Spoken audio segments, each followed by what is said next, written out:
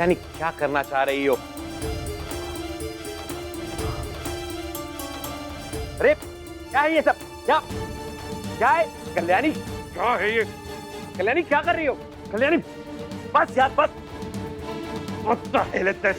वो क्या है ना काका, मेरी जो भोली सी आई है ना, वो आपकी बहुत ही ज्यादा फिक्र करती है। तो इसीलिए मुझे भी आपकी थोड़ी फिक्र है। इसीलिए मैं नहीं चाहती कि आपने जो मेरी आई के बारे में बुरा भला कहा और आपने जो पाप किए ना, आपको उसकी सजा मिले। इसलिए गंगा जल छिड़क के मैंने आपके सारे पाप धो दिए। ये फैमिली ड्रामा में तुम और तुम्हारी माँ अच्छी लगती होगी, मुझे इससे बाहर रखो। और रही बात तुम्हारी माँ की बात, घर से बाहर निकलने के बाद 4 पैसे कमाने की औकात नहीं है उसकी।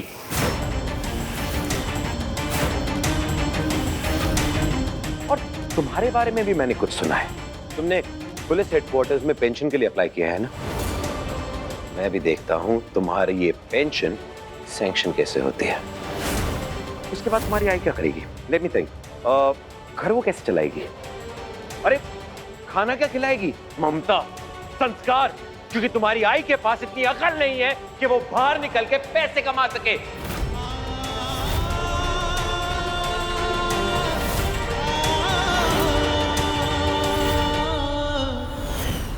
सही कह रहे हैं आप सार्थक जी।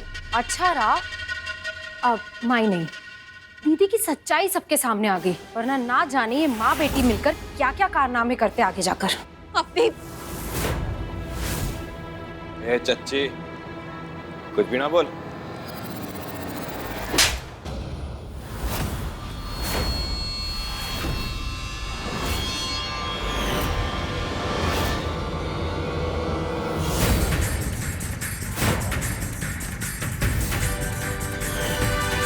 ये थप्पड़ तो बहुत पहले लगा देना चाहिए था। और तुम्हारे साथ साथ हमने खुद को भी थप्पड़ लगा देना चाहिए था। कि क्या करें, हमारी सोच पर पत्थर पड़ गया था ना।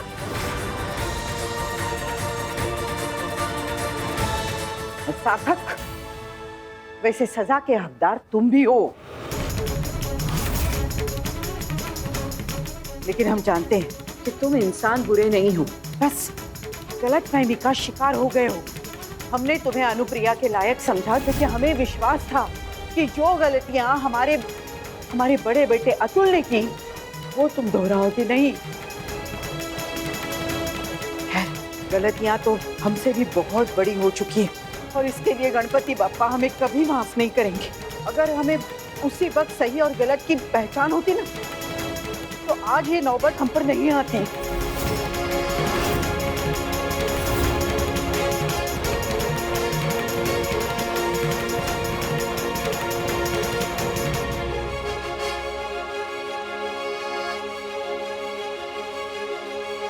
हमें माफ करना, हमारी वजह से तुम दोनों अलग हो गए। हाँ अनुप्रिया, यही सच है। हमारी वजह से तुम्हारे बीच में दरार पड़ गई। हमने इसके खिलाफ तुम्हें भड़काया और ये सब हमने इसलिए किया क्योंकि हम अपने पोते नल की मौत का बदला लेना चाहते थे। और बदला सिर्फ मल्हार से ही नहीं, बदला हम पूरे राणे परिवार से लेना चाहते थे। और इस बदले की आग में हमें समझ ही नहीं आया कि क्या सही है और क्या गलत है। हमने तुम दोनों को मोहरा बनाकर सिर्फ इस्तेमाल किया और आज अगर तुम दोनों का बच्चा तुम्हारे पास नहीं है तो वो सिर्फ हमारी वजह से। अनुप्रिया, हमें माफ कर दो।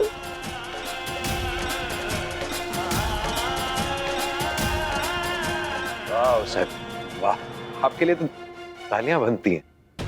फाइन, आपको एक नया ट्विस्ट लाना है और ये सारा ब्लेम अपने ऊपर लेना है, फाइन विद मी, मुझे कोई प्रॉब्लम नहीं है। लेकिन क्या आपको इतनी सी बात समझ में नहीं आ रही कि ये औरत जो आपके सामने खड़ी है वो दूध पीती बच्ची नहीं है? कल्याणी की वजह से इसने हमारी औलाद को मार दिया। इन्होंने मेरे बच्चे को, अपने खुद के बच्चे को मार दिया।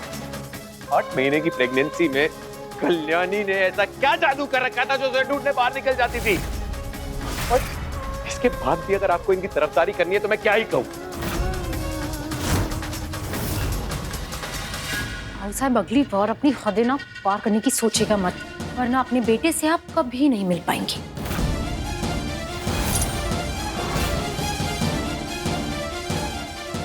साहब।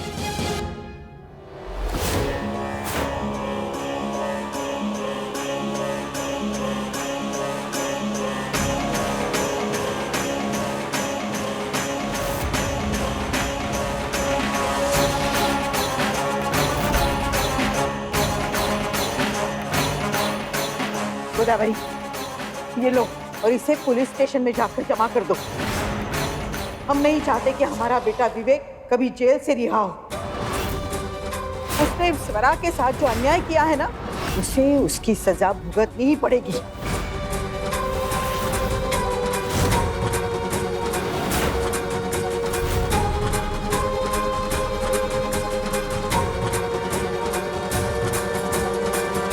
हमें माफ कर दो कल्याणी। हमें मालूम है कि तुम हमें माफ करोगी, लेकिन हम ये जानते हैं कि हम इस लायक नहीं हैं। तुम दोनों को एक दूसरे से अलग करके हमने पाप तो किया है, लेकिन सबसे बड़ा पाप किया है विवेक का साथ देकर। स्वरा पर जुल्म हमने भी किए थे, लेकिन जो घिनौनी हरकत विवेक ने स्वरा के साथ की है ना, उसके लिए विवेक को तो कड़ी से कड़ी सजा मिलनी चाहिए। और इन सारी बातों का एहसास हमें तब हुआ जब सारी चीजें हमारी गोदावरी के साथ होने लगी। जब हमारे अपने पे जुल्म होता है ना, तब जाकर हमें अपने किए हुए जुल्मों का एहसास होता है। कल्याणी, तुम हमें हमारे बेटे के साथ गिरफ्तार करो, हमें सजा दो। हम हाथ जोड़कर तुमसे माफी मांगते हैं, लेकिन एक बात याद रखना, हम अनुप्रिया के खिलाफ कोई भी शब्द नहीं सुनना चाहते। और आज के बाद अनुप्रिया की ये माँ हमेशा हर क्षण अनुप्रिया का साथ देगी। और सार्थक, जिसकी कल्याणी जैसी बेटी हो ना, उसे किसी आधार की जरूरत नहीं है। आज कल्याणी और अनुप्रिया दोनों जो भी सजा सुनाएंगे ना, हमें मंजूर है। आओ साहब, जो इंसान अपनी गलती समझ लेता है, उस गलती से सीख ले, तो हम कौन होते हैं आपको सजा देने वाले। और राव साहब, आपने जो कुछ भी किया वो अपने पोते के लिए किया, अपने बेटे के प्यार में किया, लेकिन आज जो आप कर रही है ना साहब, सच्चाई के लिए कर रही है, तो आपको माफी मांगने की कोई जरूरत नहीं है। तालियां बजती रहनी चाहिए, सही कहा था मैंने, क्योंकि ट्विस्ट और टर्न कभी नहीं रुकते इस घर में। ओ कक्का, कल्याणी जी को बीच में ना टोक्यो। भूल गए हो तो याद दिला दूं, सेरा कल्याणी जी के साथ खड़ा से। चुप।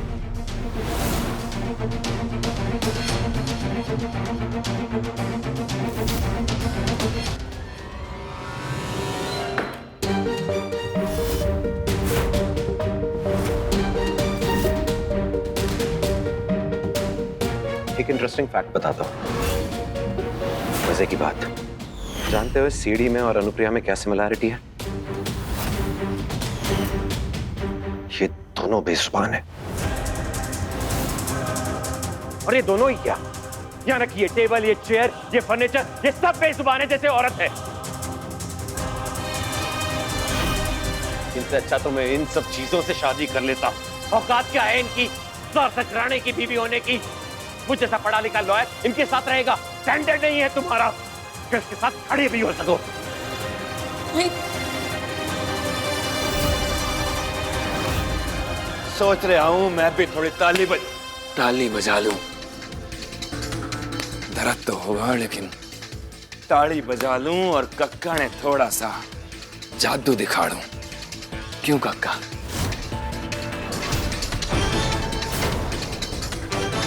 ये अरे क्या हो गया थारा फोन सीमत की क्षमता के बाहर। ये कैसे लावेगा कक्का? ये सीढ़ी तो थारे स्टैंडर्ड की ना है। शर्म ना आवे एक औरत की अपनी पत्नी की तुलना एक बेजान वस्तु से करते हुए। अपनी पत्नी से सेवा करवाते हो, रोटी बनवाते हो, और जब उनको इज्जत देने का वक्त आता है तो उनको बेजान वस्तु से तुलना करके उनको दूर कर देते हो।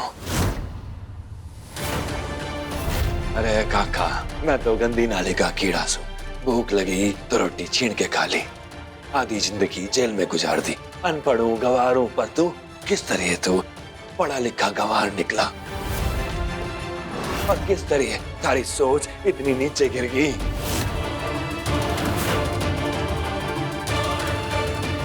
ये दिन देखना बाकी रह गया था। अब मुझे जिंदगी कैसे जीनी है वो इस गुंडे से सीखना होगा। मन्ने भी यही लग रहा है। जानते क्या हो तुम मेरे बारे में? क्या समझते हो अपने आप को तुम?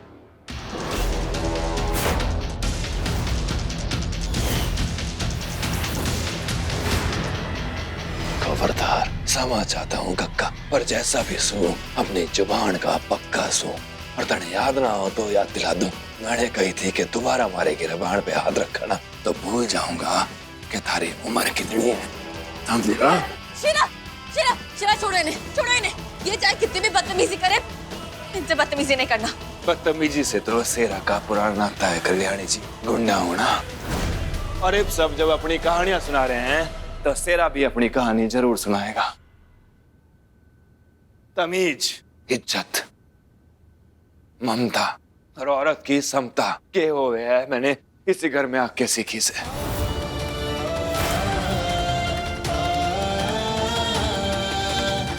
ये औरत को मैडम जी बुलावे था, लेकिन इसकी माँ की ममता देख के हमारे मन से खुद ब खुद माँ ही निकलने लगा। कुछ तो ऐसी बात होगी ना इसमें, और हमारे माँ के खिलाफ अगर किसी ने भी कुछ बोला ना तो सिरा बर्दाश्त ना करेगा। घृणावे है मुझे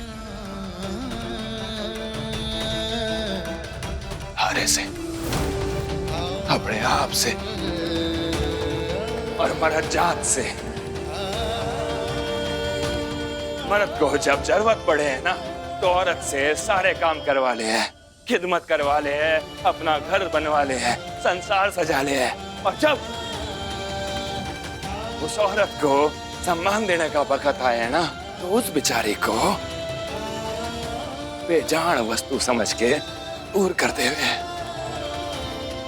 सच बात तो ये है कि इस मर्द जात से जानवर की जात अच्छी से। कोई बात नहीं शेरा, कुछ लोग ना बातों की जुबान समझते ही नहीं, उनको ना हकीकत का आईना दिखाना ही पड़ता है। और इन्हें मैं हकीकत का आईना दिखाऊंगी। एक टाइम हुआ करता था जब मैं इन्हें इज्जत देती थी, इन्हें काका बोलती थी, अपने पापा का दर्जा दिया। और मैंने ना कोई गलती नहीं की, क्योंकि ये एक वाकई अच्छे इंसान हुआ करते थे। इनकी अच्छाई ने ही मेरी आई का दिल जीता था। इनकी अच्छाई ने ही मुझे एक वक्त ये यकीन दिलाया था कि ये मेरी आई के लिए परफेक्ट आदमी है, एक परफेक्ट हस्बैंड। लेकिन आज इन्होंने साबित कर दिया कि दरअसल ये तो मेरी आई के लायक ही नहीं है। मेरी आई आपसे बहुत बेटर डिजर्व करती है।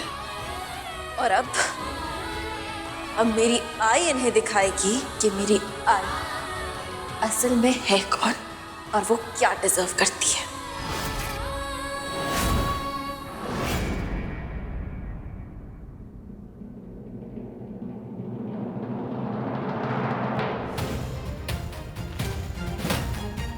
अब ये क्या नया नाटक है?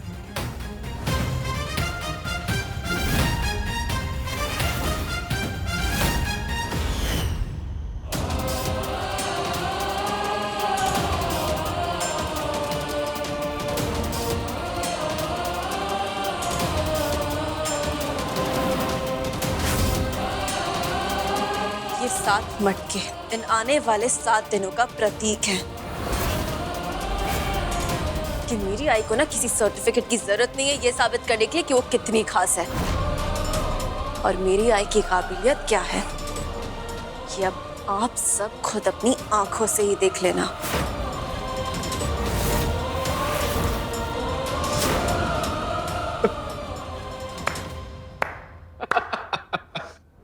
कहा था ना तालियां बजती रहेंगी। 7 दिन, 7 महीने, 7 साल, 7 जन्म तुम्हारी आई कभी कुछ सीख नहीं सकती क्योंकि उसकी नीयत नहीं है सीखने की। सार्थक जी, आप ये ड्रामा देख भी क्यों रहे हैं? एक काम करिए, इन सबको घर से बाहर निकाल दीजिए। मैटर वहीं सॉल्व हो जाएगा। इसकी जरूरत ही नहीं है। 7 दिन की बात कर रही हो ना, ठीक है। यह तुम्हारा ये 7 डे चैलेंज, एक एक मटका एक एक दिन का प्रतीक है। एक एक दिन ये मटका फोड़ने में मुझे इतना मजा आएगा क्योंकि लाठी मेरे हाथ में ही होगी।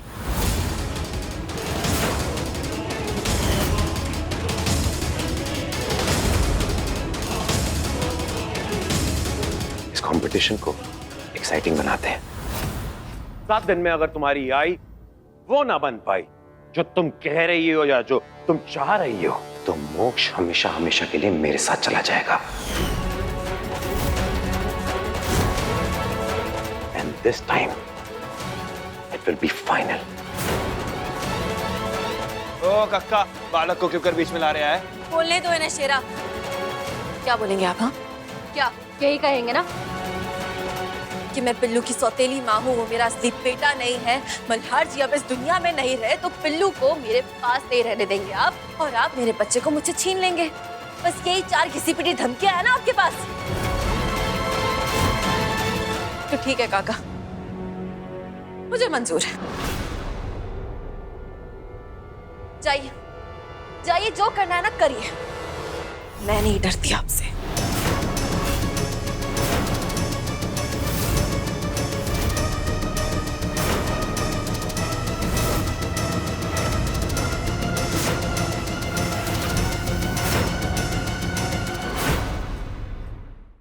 क्यों किया कल्याणी तुमने ऐसा?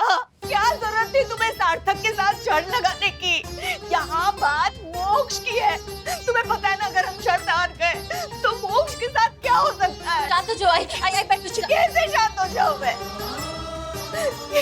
ऐसे शांत हो जाओ कल्याणी? मैं बेवकूफ थी जो बिना किसी उम्मीद के उनका ख्याल रखती रही। लेकिन कल्याणी, मैंने प्यार किया था उनसे, बहुत इज्जत करती थी कल्याणी। मैं सार्थक तो अपनी जिंदगी में आगे बढ़ चुकी थी, लेकिन मैं अपना रिश्ता कैसे भूल सकती थी? मुझे तो अपना फर्ज निभाना था ना। मैंने सिर्फ अपना फर्ज निभाया कल्याणी।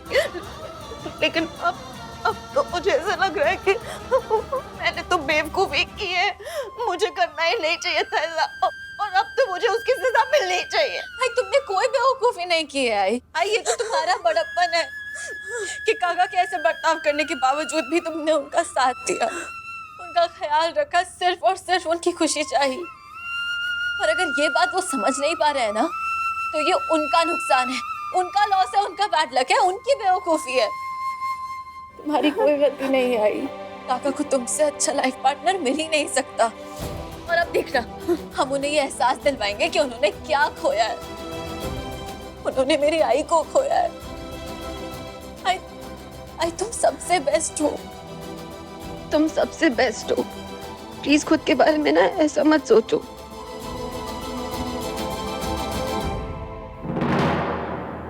देखो, जो भी है, लेकिन ये मैं नहीं कर पाऊंगी। और मेरी वजह से तुम्हारी भी बेइज्जती होगी। नहीं, बेइज्जती कैसे होगी आई? और ये आज तक बेइज्जती सहन करने वालों में से थे क्या हम, जो अब सहेंगे? नहीं कल्याणी, देखो मुझसे ये सब नहीं होगा, और मैं करना ही नहीं चाहती हूँ। हाँ, और वैसे भी तुमने ऐसी शर्तें क्यों लगाई जो हम पूरी नहीं कर पाएंगे? ऐसे कैसे पूरी नहीं कर पाएंगे? आई हम साबित करेंगे। मुझे नहीं साबित करना है किसी को कुछ भी।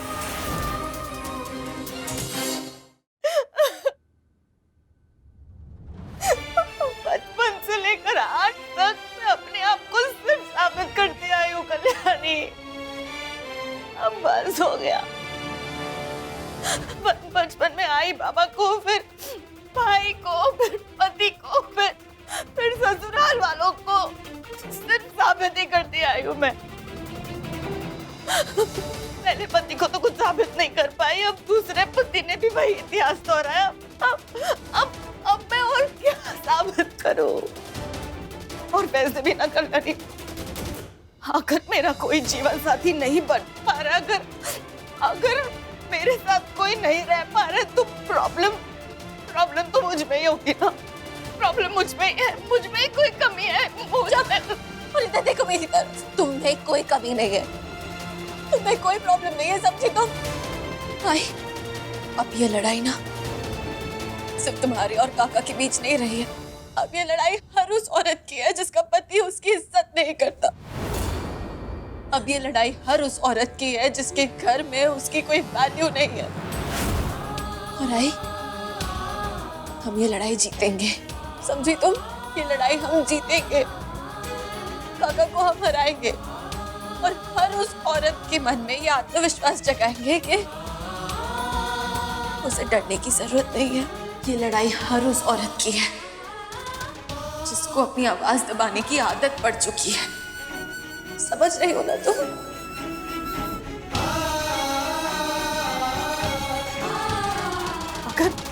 अगर तुम्हें लगता है कि ये मेरी हार है ना, तो हार ही सही कल्याणी। हाँ, मैं हार चुकी हूँ, मैं मान लेती हूँ कि मैं हार चुकी हूँ।